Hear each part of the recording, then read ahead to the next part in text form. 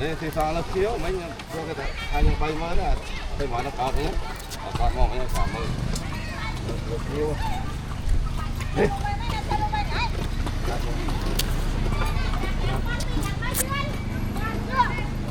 phải than thêm nó con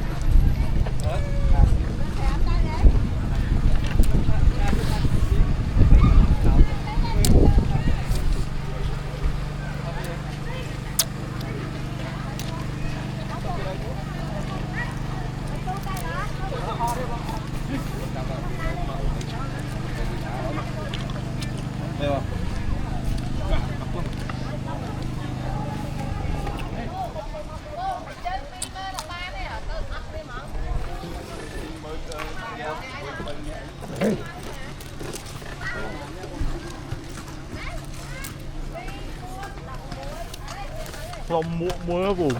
đây là đây không được nào bao đập pin bóc vào mũi qua nữa đây đó mới ta co cặp nhiều nó lại học ra đó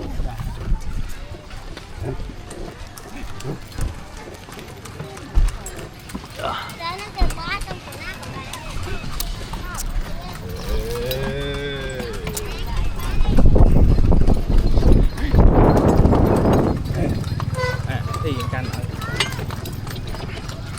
thì kìa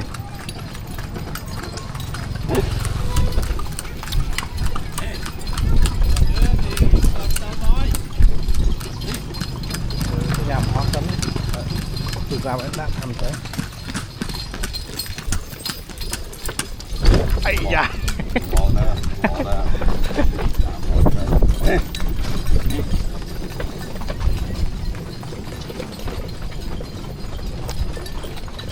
bạn mùi đừng bạn một đòn mơ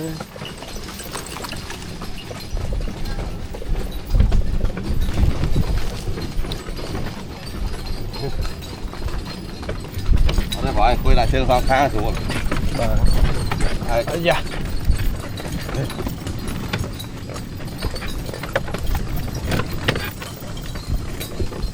muốn là đem bát màu mỗi là tròn lên rồi mà tròn lên màu hai cây là kia nó tốt họ đưa mình bọc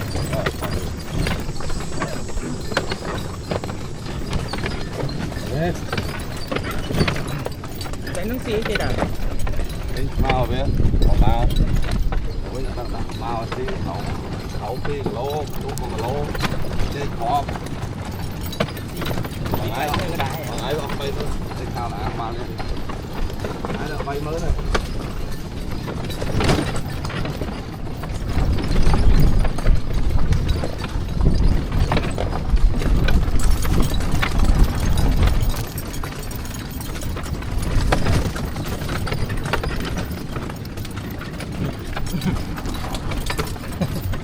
hỏi nhau chỗ anh lo về và lông đồng viên rồi đó lông đồng rồi làm tới khai bốn này không thôi ini spray mà ở đây đẹp qua cắt hơi miền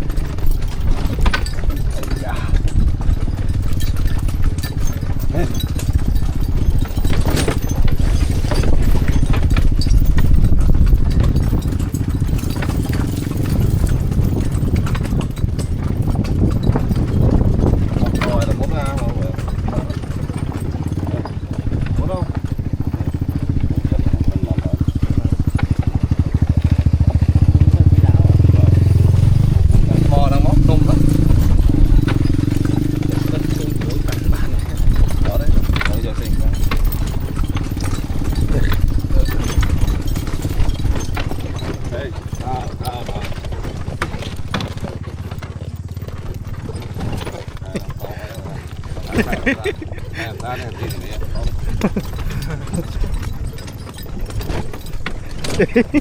anh lẽ át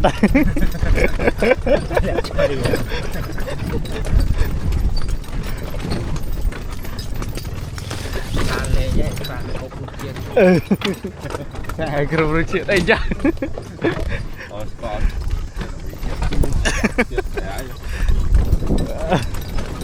ấy da ở đây không có lấy ta ra khơi là cái chiếc xe nắng nó nè giờ là con bò lan đây cho đó tí sao mà tí không nó ở đây tí là không lấy bọn nè có thể hãy cho chụp đi cho lại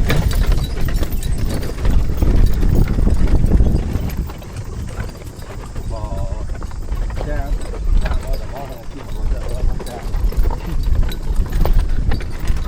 bó tên chỉ trơn bò đấy con chưa không bay nữa có tôm màu mình đó là đây chỉ cắt mình hay con màu này đây sao là lại không bay cái men bón tê cho mới tiếc rồi đó tí môn là là tức phải thì bọc lỗ buôn sống có chọc đáy á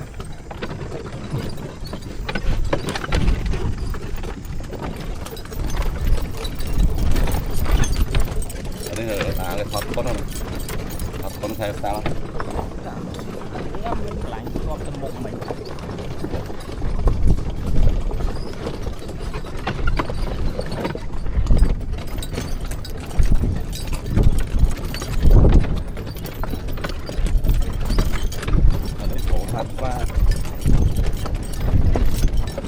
phá này lớn phân nốm nhiều nó lớn ở trong đấy bên play thơ play mà chúng ta phải đặt thơ lên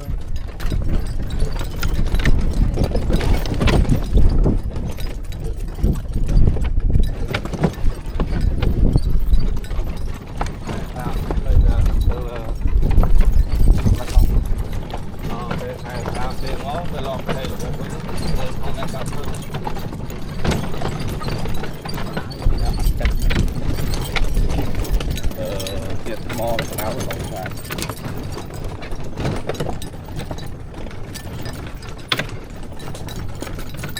đây nó cái thọt con cái thọt con con cái đang đo khai được làm cái thọt ở đường này rồi để bắt tay nô nó thọt lúc không là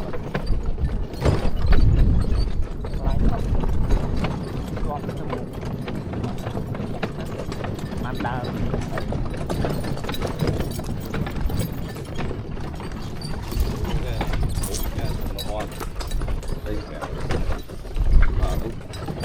bắt ra gần là lần đầu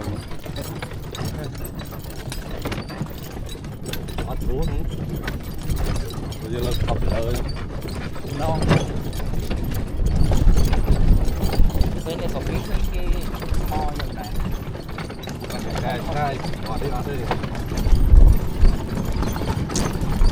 cái phòng tiền bất khó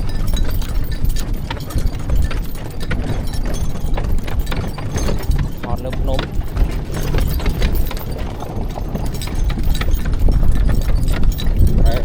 hai ra đó đã pin đây cho hai coi giá tức là ra đó ngầm bò thôi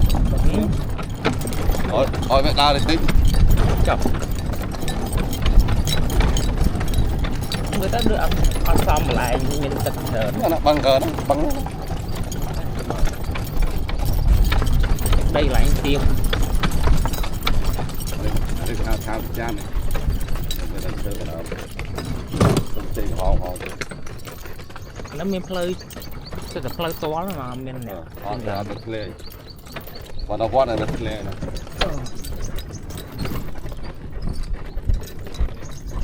ý miền mà đưa ra lang pino mò thì lang pino máu ấy mình cái lấy hao vậy là đi giờ chọn mò là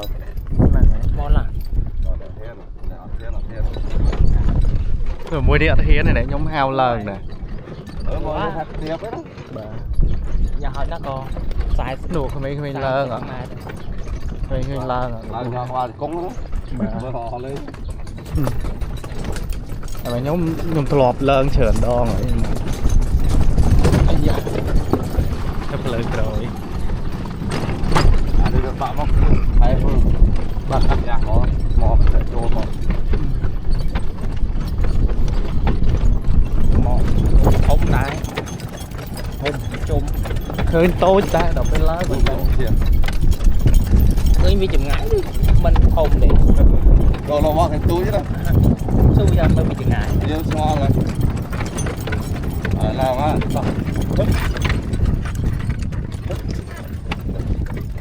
lời chiết hơi lời cái sù hơi ôi chỗ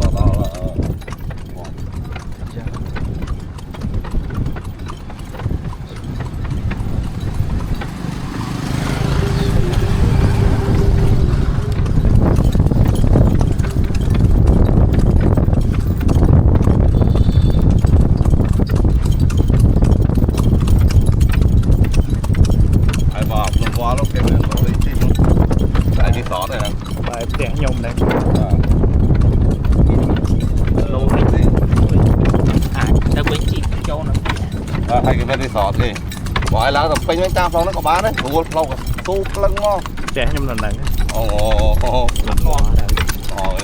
lâu của bạn bị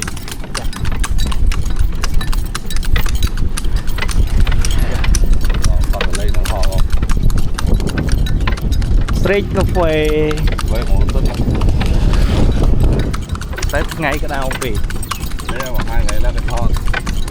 để chơi được pin nó to hai mà bỏ xin hai ngày có bán đây bán tất phải sao để thà họ này phải sao nó chặt nữa mà họ kỳ vọng phải chỗ này thì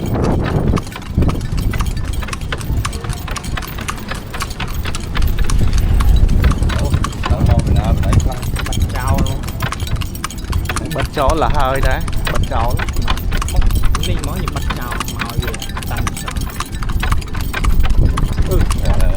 trộn đi mà thấy chưa cho đi bây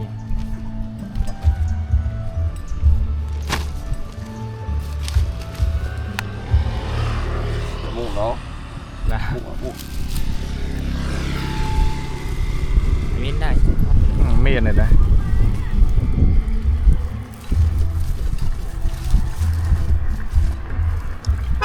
tổng hơn tay đi hơi đi mong nào ấy đúng là tháng bà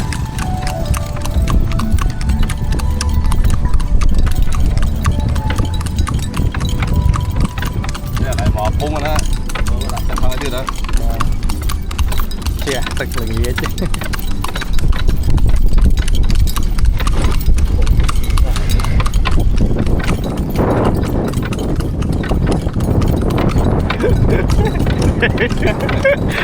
trà chỉ xe hot máu ơi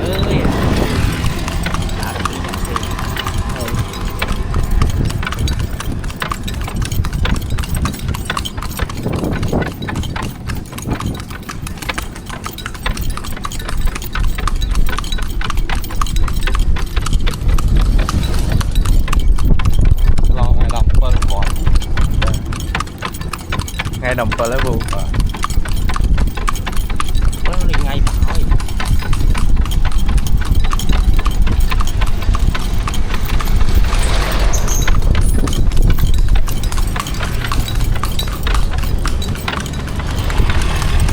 mong anh khui kia món đông phải nên ngay bảo lên rồi đây đúng nó hai phút này hai công ty ở mai tiền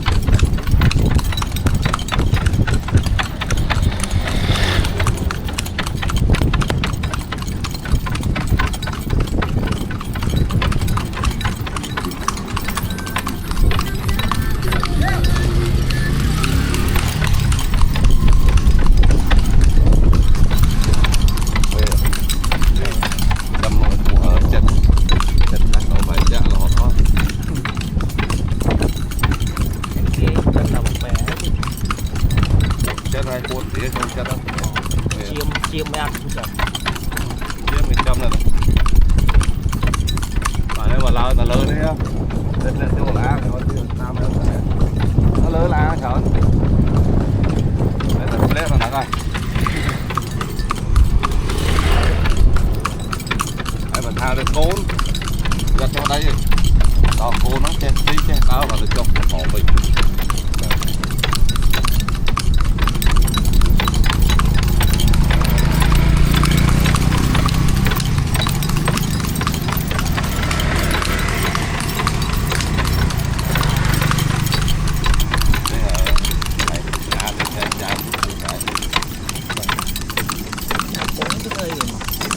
cồn dầu đó, nó dầu to thôi, đại gia, còn cũng cái thở thôi,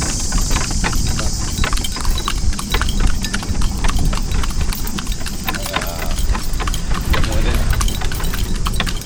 ngà nè, hay, đầu cái lái, pha với nó nè đi, đập lên tụng, đây nè, tại vì kia nó làm chủ khổ.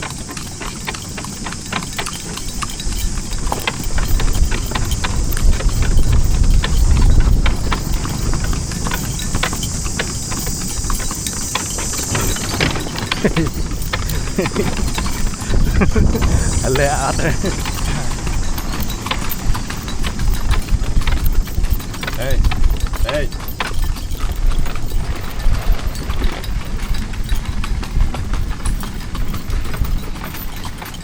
Ai muốn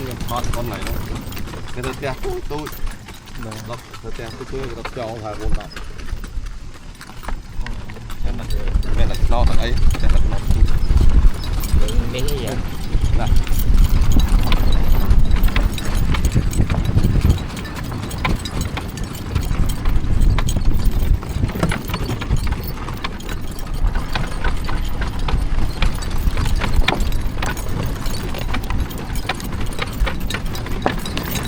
lại cái thợ hồi nó lao mang bỏ lên ngoài lao to đi nhá to lại đào đọc cô lại cái miền tờ là sủa lang tất cả miền tờ thôi lang to lên nôm mó riêng lang to lên nôm lên qua bác sĩ hiên làng này để ném mà tôi được mời đáng đấy anh đấy đỡ lắm là mình từ nó thôi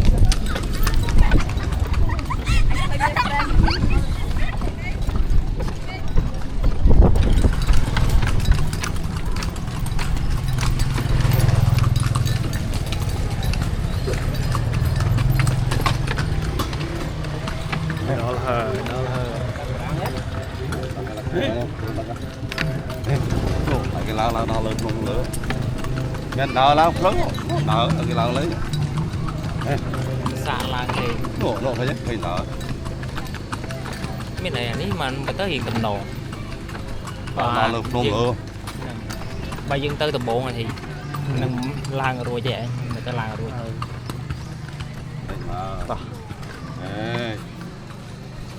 nghe thấy đào lưng đó không thôi lao non nôm nữa